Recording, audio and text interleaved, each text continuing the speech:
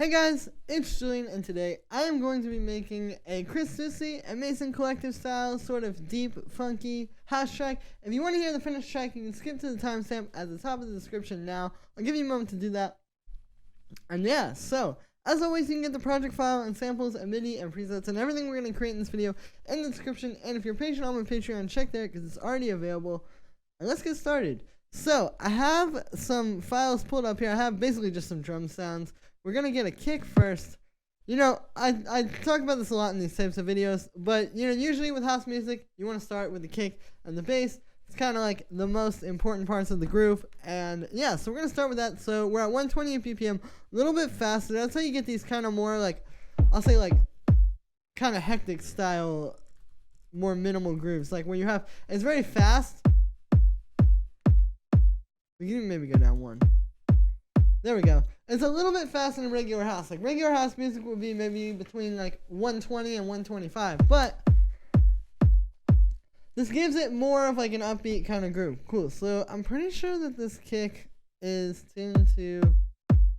Okay, yeah. It's an F sharp. So that's the key we're going to be in. Cool. And I'm going to put a bit of drum bass on that.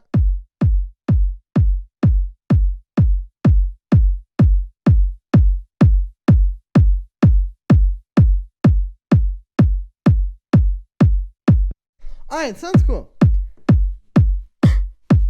So that works for now with the kick. Let's turn it down a little. The next thing that we're going to do here is we're going to make a bass. Like I said, we want to start with the kick and the bass line. So let's get an operator here. I'm going to make something...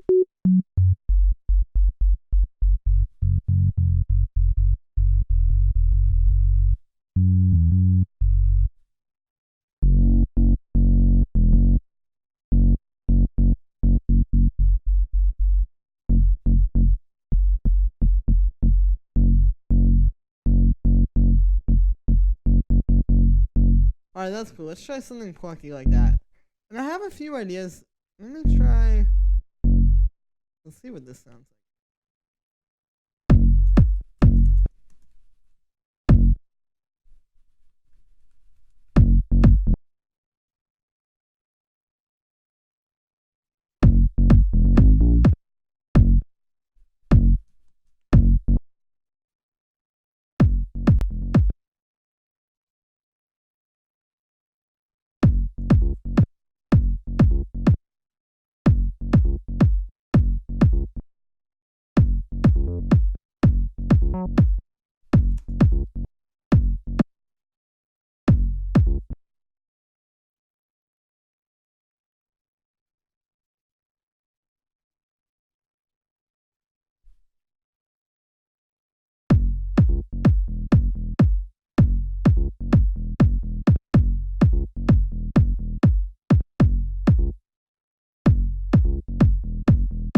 Yeah, that's cool.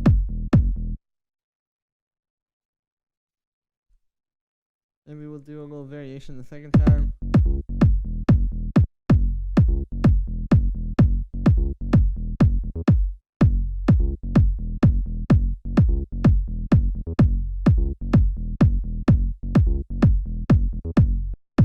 Oh yeah, that sounds tight. Cool. So what I'm going to do now is I'm going to take all the 16th notes here. So like these, and this one.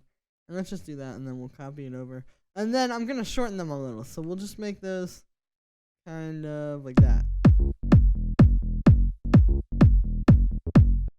And you can hear now we have some swing. Cool. So let's take this and drag it over a little, make it a little longer, and then we'll copy that over. So yeah, that's another key for these kinds of tracks. I feel like the groove is the, like, having a lot of swing like this at a faster tempo. So let's also take this, and I'm going to sidechain it to the kick with a compressor. We'll turn on the sidechain there.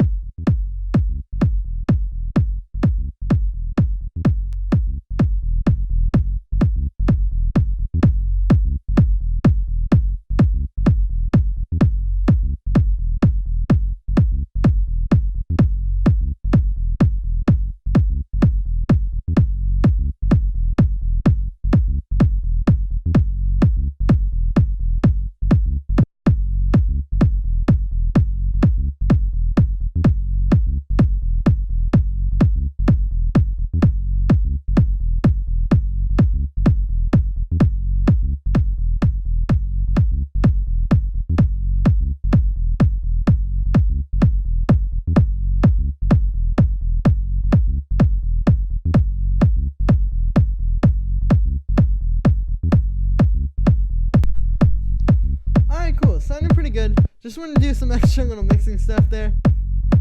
You know, a lot of times it can be, I'm very used to my monitors, and you got to mix on what you're used to, so I just want to be able to hear it on the monitors for a second and get the kick and the bass groove, but it sounds pretty good. You can see I sidechained this to the kick, so it's kind of fitting in with the groove a little bit better now. I also added a bit of saturator to fatten it up, and I kind of played with the sound a little. You can hear now we just have like a really, really deep, funky bass line. And we have a really solid group to start off with. Cool. So I'm going to also put these in a group together. We're going to put a bit of drum bass on there. We'll also turn that down a little.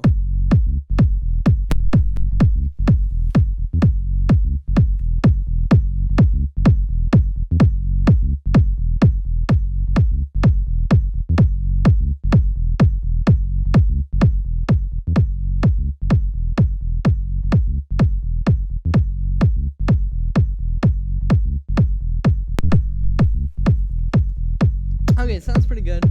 Again, just wanted to hear that on my monitors.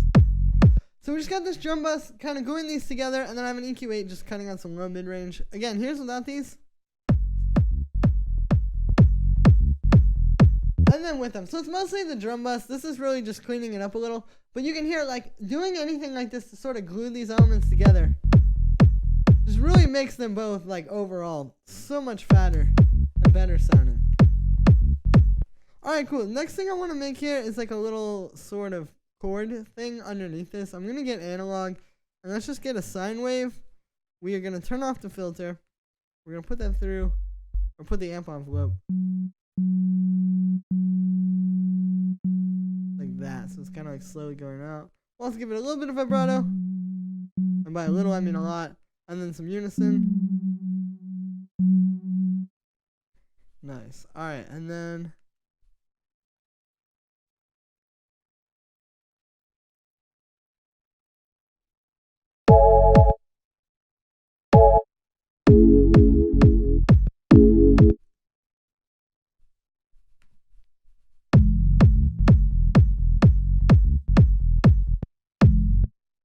that sounds cool, but it's very dark.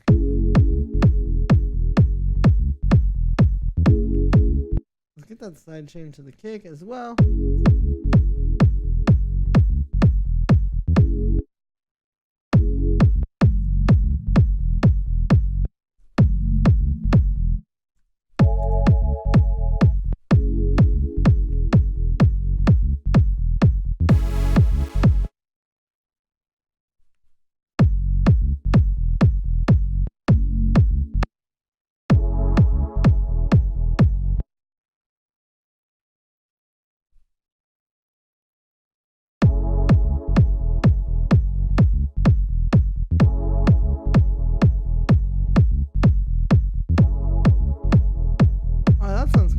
So I ended up going with the saw wave, but then going into a low pass. That's giving it kind of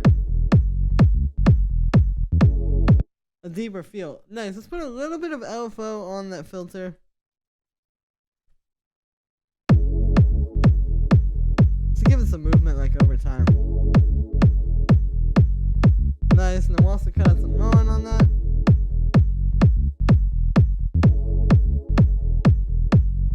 Maybe a bit of reverb. Alright, cool. So this is just another extra sort of little like background groove element. Just like to put that in there early on and kind of start building up the track. Cool. So from here we're gonna add some more drums. I'm going to start with, maybe I'll start with the clap. Let's also make this an 8-bar loop. I'm just gonna drag all these out. There we go. So we're expanding the loop. You know, I talk about this quite a bit in these videos, but it's like when you make a track, you don't want to just start. Like if you try to start with the whole structure, you wouldn't know where to start, right? So you got to start with a loop. And the problem is a lot of people get stuck with a loop. Well, what you need to do is just kind of be constantly expanding as you go on. Like I started with a 4-bar loop. Then even though I don't really need it to hear what's going on with this clap, I still expand it out to an 8-bar loop. Eventually we'll do a 16-bar. And you'll see like it comes together more over time as opposed to just this extremely daunting task of putting it all together at once. So alright, that's cool. Put that through. Or let's get an open hi-hat with that as well.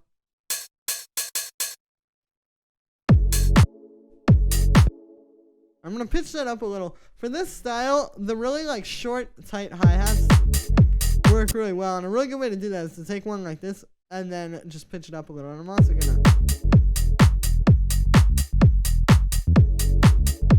yeah, because you can hear it just fits into the groove really, really well.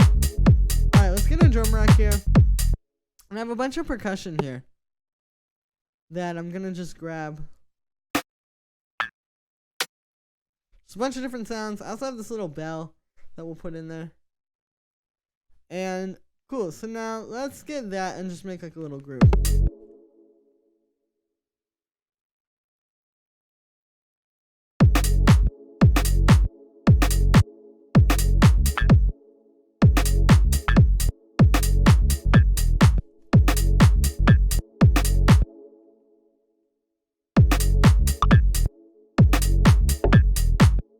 Yeah, that's cool.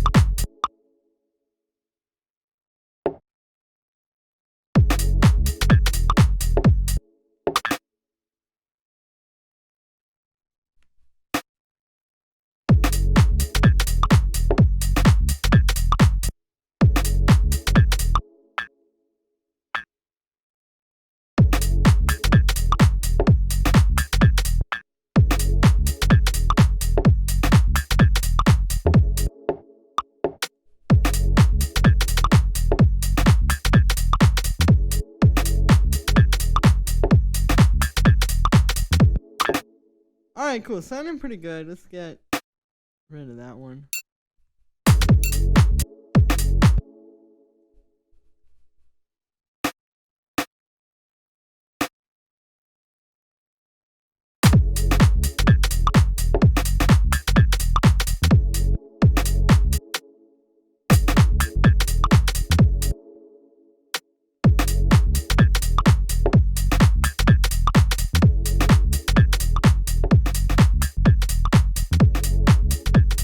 Alright, there we go.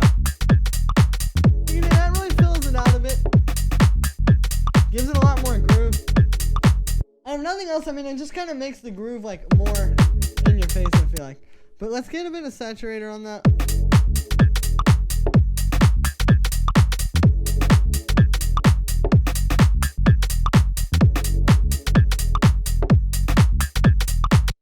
Alright, sounds pretty cool. So then the next thing we're going to do here is, I'm just going to keep filling out the percussion. I have these hi-hats. Let's put those in their own drum rack. And I'll do something with those. I mean, the percussion, as you can see, is very important for this style. You know, it's like, it's a very percussive and rhythmic style of music. So this kind of stuff, even though it is simple and it is like subtle, all these different little percussion sounds, I'm spending a lot of time trying to just really get it like perfect.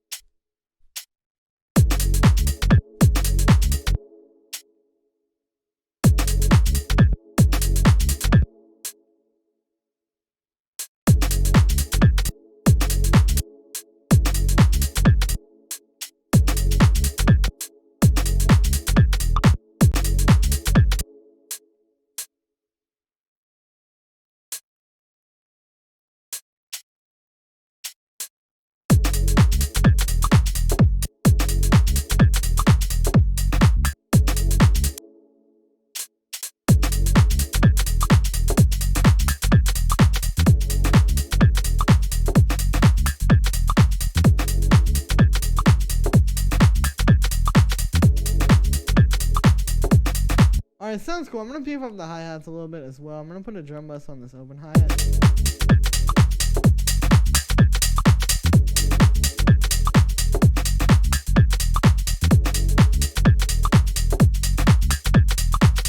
And also, something you may notice when I'm doing the swing by hand here, I'm starting to notice it, is if you listen to especially these two together, you can hear, you get, and you can see if I zoom in too, there will be like some hits there which are technically hitting on the same note. Like look at these two, but they're kind of at different times. So this is a problem that can happen when you join the swing by hand, and I was thinking it was gonna happen, but I figured I would just try it and I could show you if it did happen. So basically what you need to do to solve this, what's happening is you have the swing happening, and these are all just happening at slightly different times.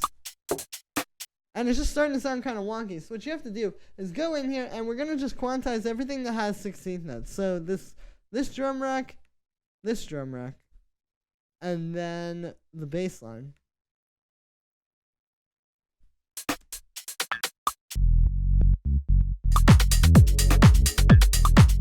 And obviously that's a lot more straightforward.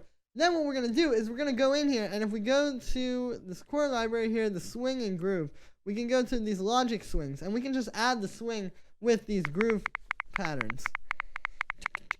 Like that. So let's maybe try, let's use this one. I like this one.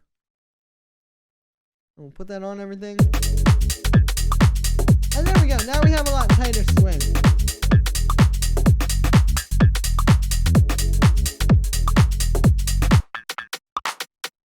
Alright, and then I'm going to put those in a group. Put some drum bus on them. And some EQ8. And also, this is kind of a good technique that I like to do to sort of bring the percussion to life, you know? You wouldn't want to put like a lot of reverb on here or anything. What we can do is we can get an echo. And if we just turn the decay, or the dry wet down a bunch.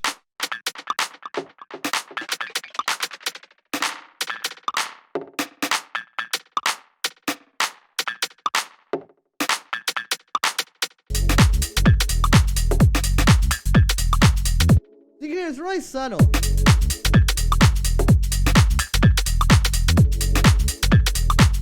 But you can hear it's just giving everything that little like kind of space to it. So that sounds pretty cool. Let's get the hi-hats in their own group as well. I'm going to EQ those. And cut out some low end. And this is why I like putting the hi-hats in a separate bus from the percussion as well, because if you look at the hi-hats, yeah, we definitely want to high pass these like up to there, but if we put the same high pass on the percussion, it's cutting a bunch out, so it's kind of a nice thing to just put them in separate groups. And that way you can have the hi-hats super high pass where you want them to be, and the percussion where you want it to be. Cool, so I'm going to put some reverb on these hi-hats.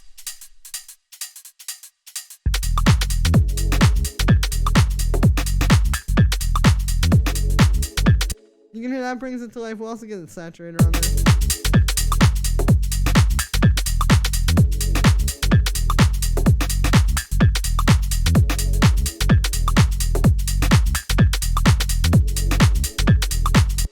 Alright, so that's pretty cool. I'm going to play around with this chord a little.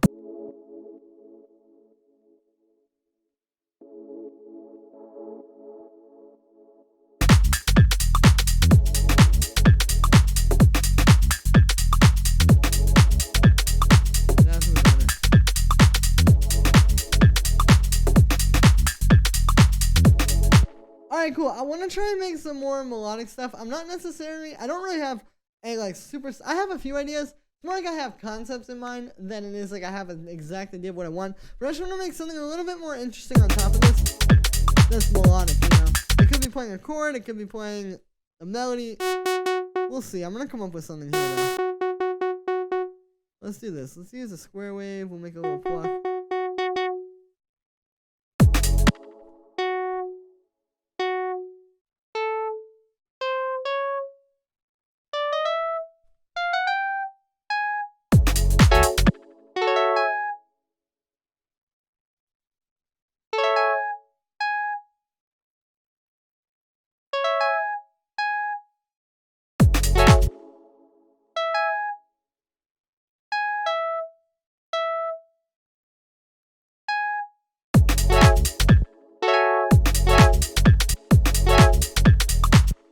that's a cool sound.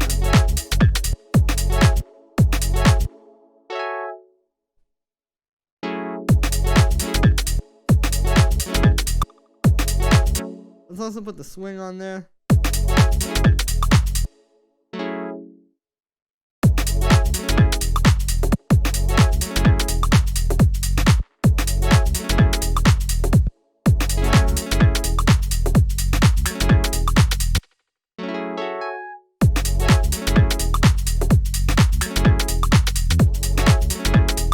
Yeah, that's cool. I like how that like flam, or not like the flam, a strum. That's the term I'm looking for. Like how it's kind of going up the chord.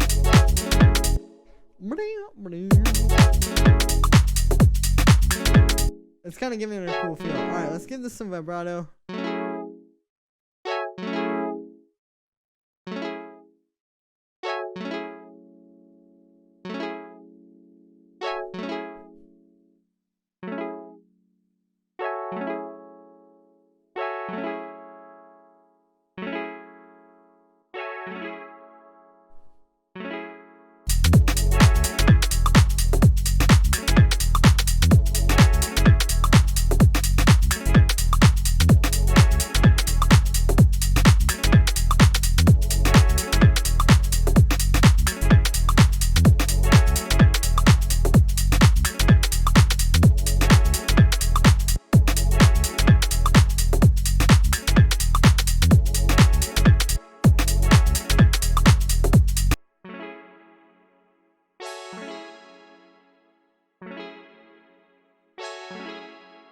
Also got some key tracking on there. I use key tracking a lot in my videos, but basically the way it works is, think of it like the keyboard. It's like when you play a low note,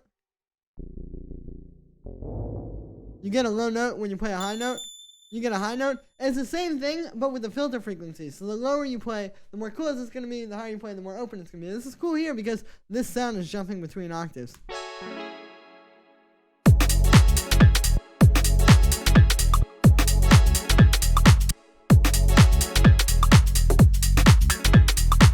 Alright, that sounds cool. I want to try and make some sort of like a...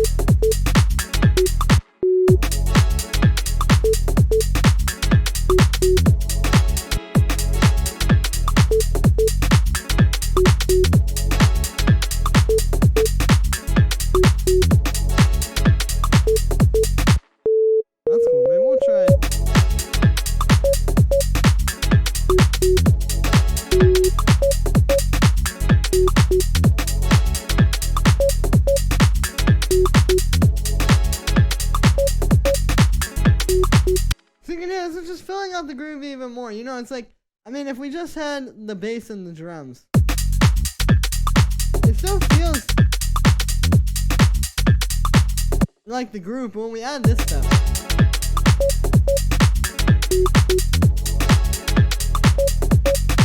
you can hear, like, it's just adding so much to the overall track and really just, like, giving it more of, like, a mood. Alright, so let's work on this sound a little. I'm going to make a little FM pluck.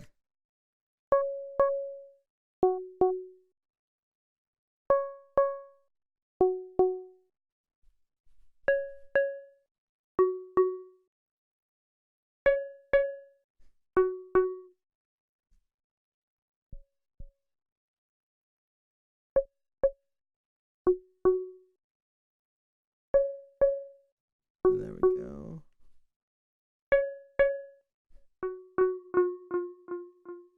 And that has a swing on it. Alright, cool. We'll give that a bit like weird echo like that.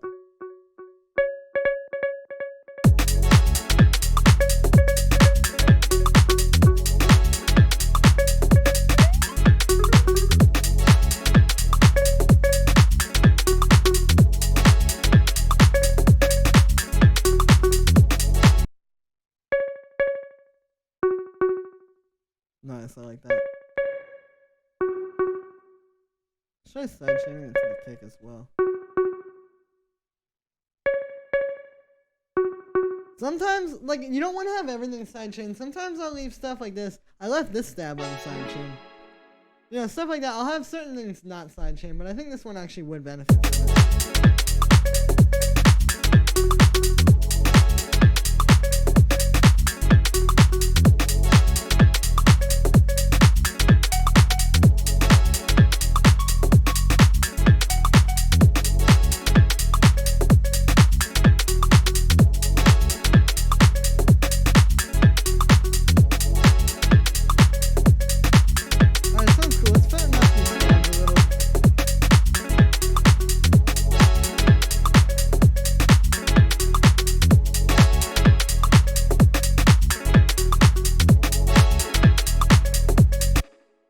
Alright, so that's kind of cool. I also want to try something with this.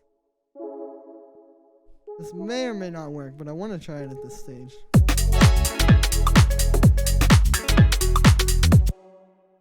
Yeah, let's do that.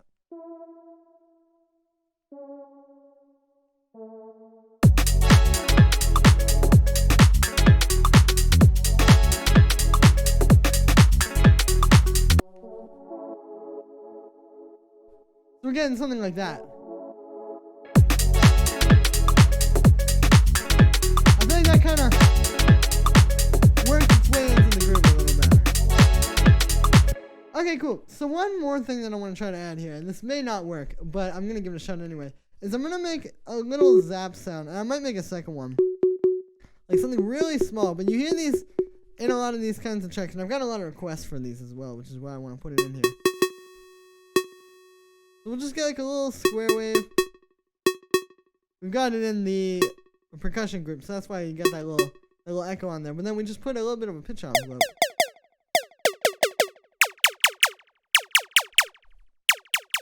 And there you go, you have a zap. Now, this may be too much.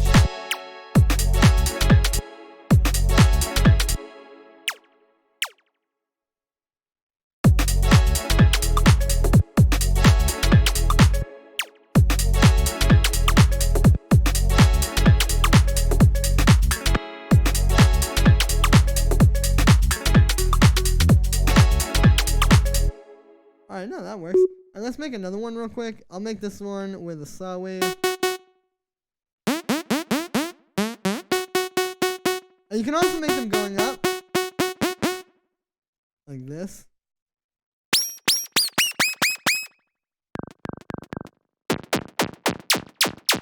Oh, there we go. Yeah, and then that one will just play.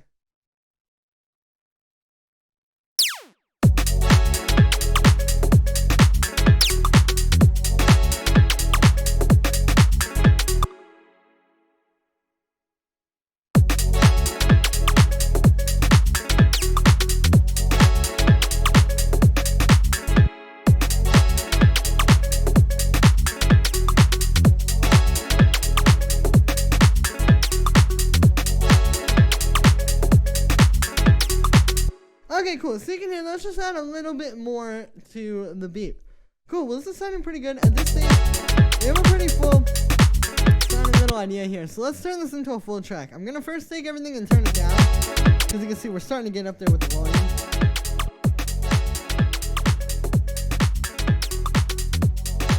That sounds good. Alright, so let's do this. I'm going to grab everything. We're just going to cut it. And we're going to paste it here. And we're going to just start with this pad.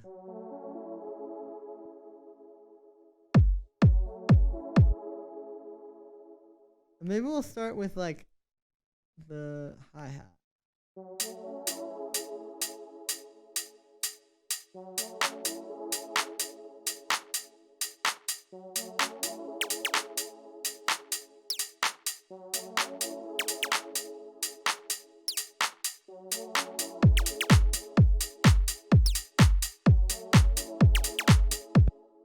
That's cool. Maybe we'll bring in this lead as well.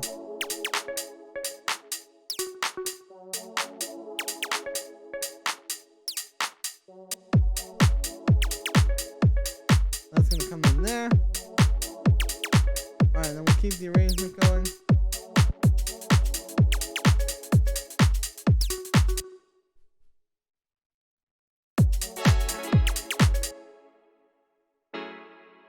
And then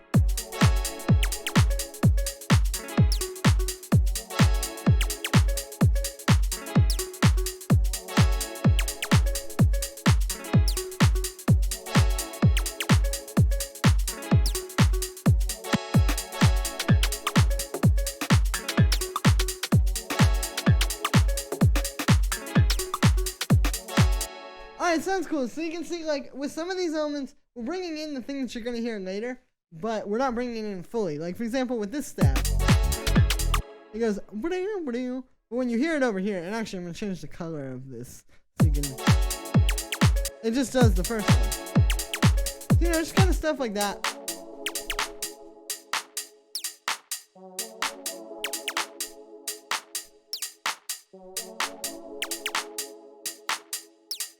I want to hear how it sounds so far.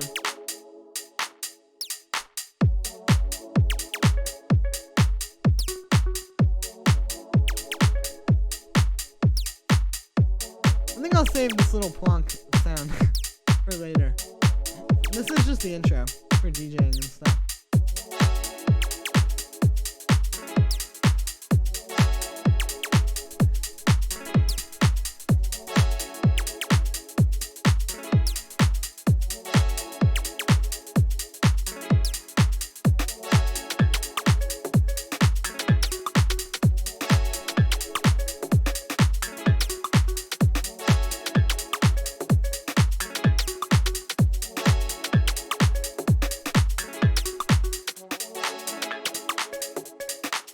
Okay, cool, and then we'll do that. We'll have the kick cut out there.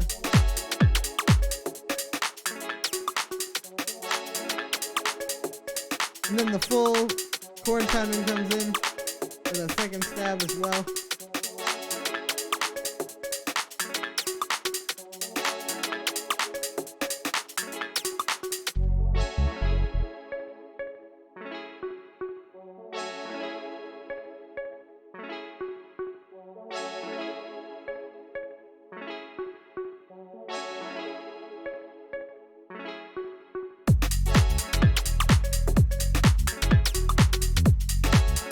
Okay, cool. So then we have a little break here.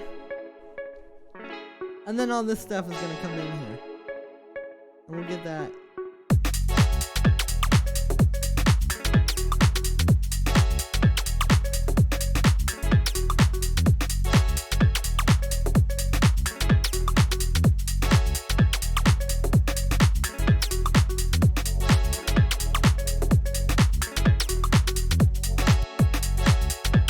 Awesome, sounds pretty cool. So then, yeah, we have a little break, and then it just goes into this part.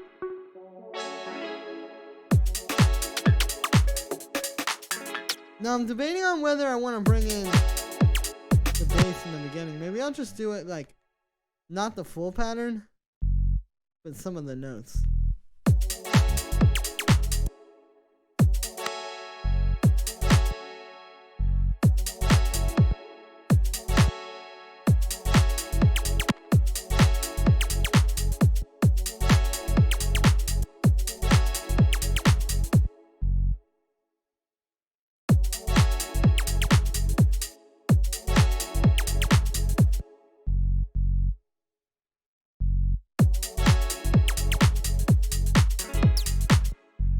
Yeah, let's do that.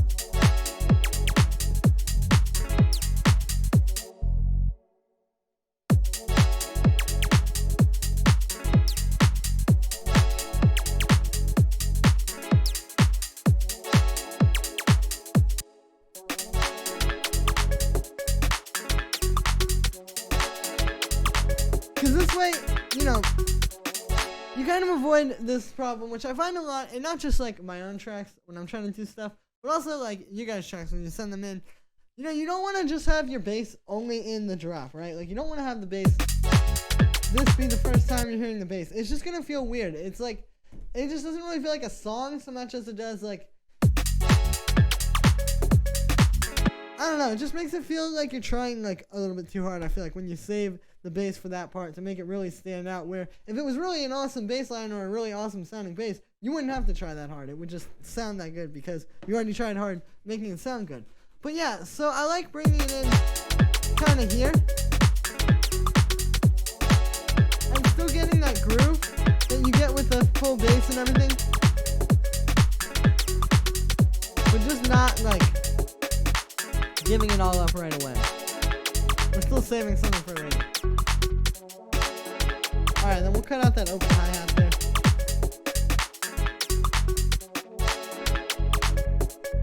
That's cool. I like these like super stripped back sounding grooves like this.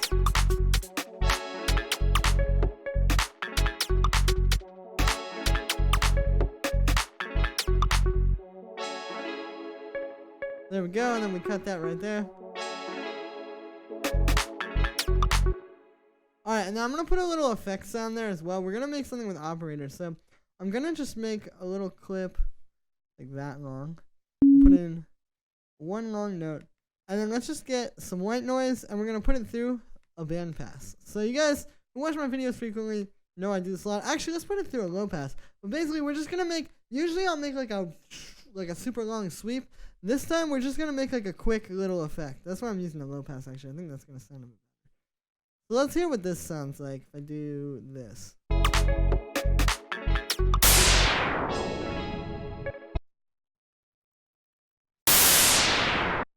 Alright, sounds cool. Let's put an EQ8 on there and cut out the low one.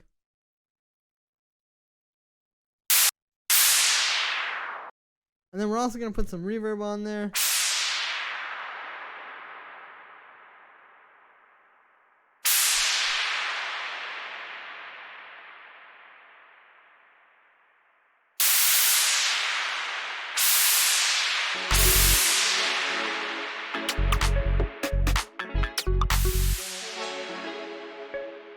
Yeah, that's cool.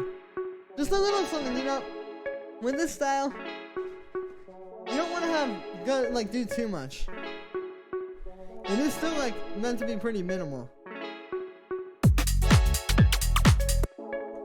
But something like that can help.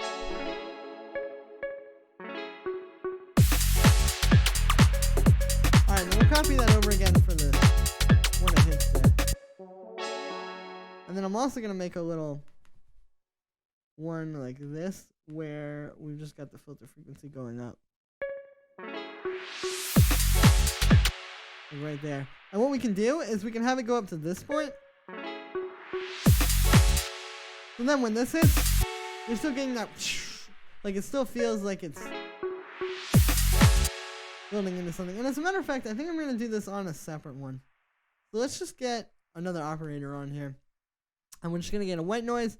And then we'll just make a quick bandpass sweep with this one. Because I think the difference between this and the one with a low pass is going to make it sound really good.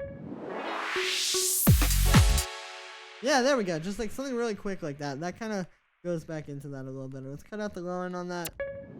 The reason why I always do this is because when you're working with white noise, you know, white noise is literally just every frequency at once, right? So when you're doing this stuff with a bandpass where you're going from the low frequency to the high frequency, there's a point there where it's just like underneath all your music, and you don't want that. So I just like to cut that out, and then we get that. Sounds good though.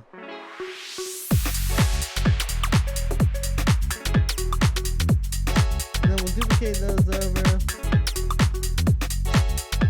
Well, let's just put this one there.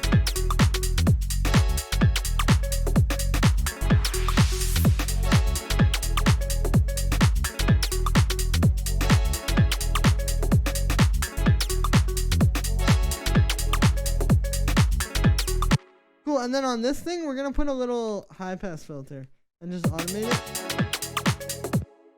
to come on at this like last little bit here.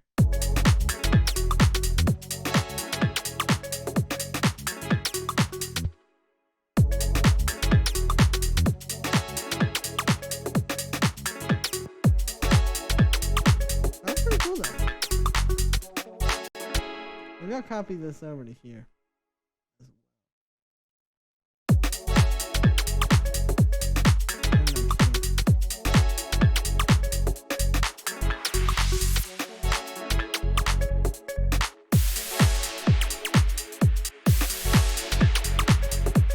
We'll put that there because that's when the bassy stuff comes in.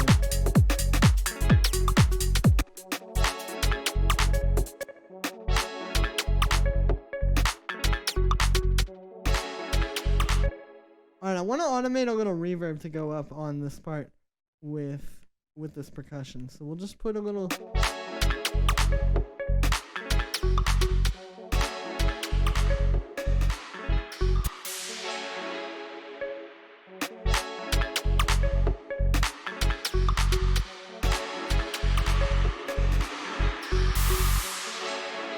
Yeah, that sounds cool. And then let's get a high pass filter on there. And then I'm just gonna automate the high pass.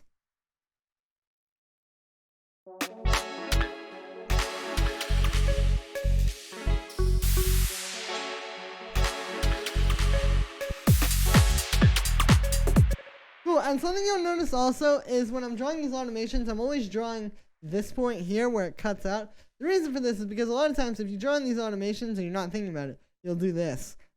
Like, just have it go all the way up there, which sounds cool, but then all of a sudden you come over here. And you're like, oh, why is everything so high pass? But that's why, it's because it's easy to forget, so I just do it like when I'm doing it.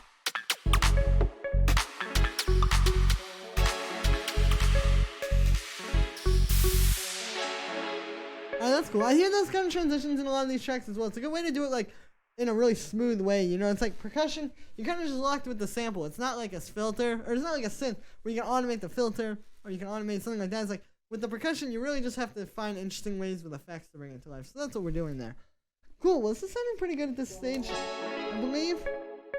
It's time to do some mastering. So let's find this part. I think this is the loudest part. This is when the most things are playing. I'm going to check the overall mixing now, just see. I'm going to listen on my monitors one more time.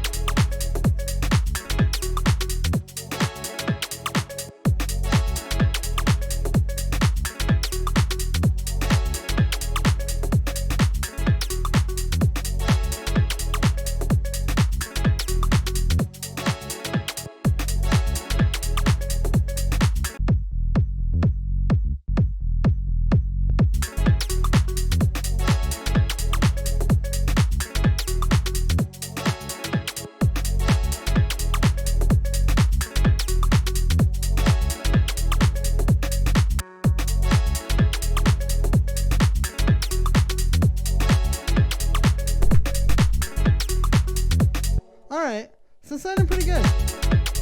Again, just like to check in on the monitors, you know, it's really best to check your tracks on like as many different sets of speakers as you can when they're finished. Like your car speakers, your phone speakers, your monitors, your headphones, literally everything. Like, but yeah, and also you can see we're making sure like where this is hitting. We want it between -4 and -6 for mastering, for the pre-master, as you would call it. And that's what we're hitting right now. So it sounds pretty good. So at this stage, we are going to do some mastering. So the first thing that I'm going to do here is I'm going to get a dynamic tube. And we're going to just do a little bit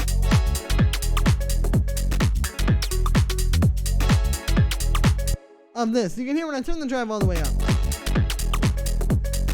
So that's basically what it's doing. I like to think of dynamic tube as kind of like a lighter saturator. Like, you know, if I take a saturator here,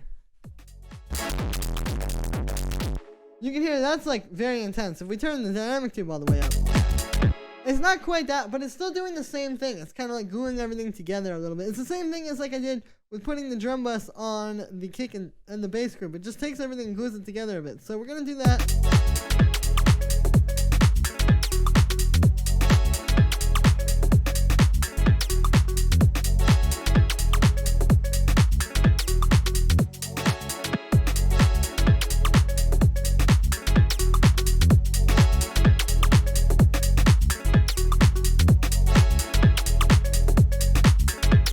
And cool, this sounds really good. And the purpose of this is to give everything a more even texture, you know? I talk about this a lot. When you put all your sounds through a saturator like this, or through a dynamic tube, I should say, but in this case, you know, anything that's doing saturation, you're giving them all kind of the same sonic texture at the same time. And doing this is going to make everything sound a lot more cohesive. And you can hear, that's what this is doing. It's kind of just tying everything together. Like, here's without it.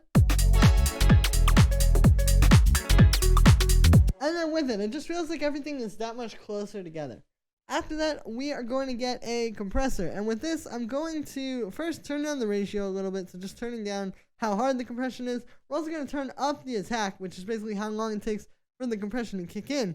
And then we're going to turn off makeup gain. And then I'm going to just listen here.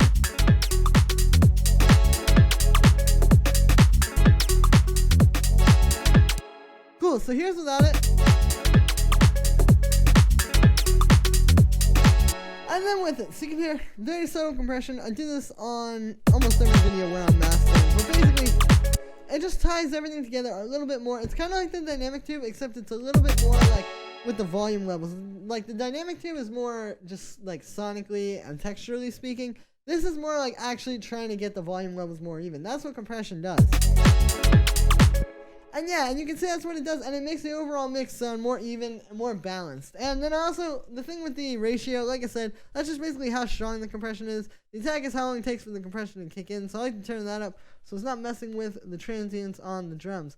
And the last thing that we are going to do here is we're just going to get a limiter, and if you've already seen one of these videos, you guessed it, we're going to do a volume boost. So we're going to turn the ceiling up here so it's hitting 0 dB. And then we're going to turn this.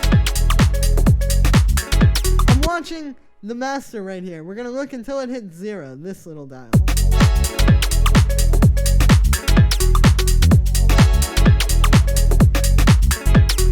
And okay, there we go. So this is just giving us a volume boost. And the reason why we're using a limiter for this is not actually to do that hard of limiting. You know, our track isn't clipping at all. So we don't need it for that. We're just using it for a little volume boost. But instead, the thing is, like, if we use a utility or something for this volume boost, you can see it'll get up there, and then it'll go slightly over for like a second, like somewhere in the middle of the track where you would never be able to detect it. So this is where the limiter comes in. You know, it's not so audible, the limiting, because it is like little tiny things like what you just saw. But it's just catching it and making sure that nothing is going to go over.